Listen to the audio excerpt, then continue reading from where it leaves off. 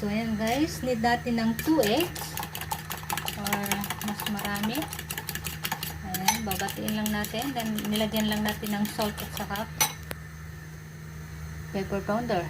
White pepper. Ayan. Nalagay lang tayo ng mantika. Kunti lang. Then, ilalagay lang natin yung ating binating itlog. Ayan. Babalik pa rin lang natin. Ayan. Gusto nyo lang medyo sunod.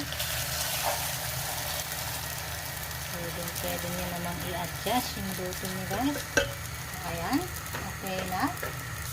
Then, maglalagay tayo ng mainit na tubig. Kailangan kumukulo. Ayan.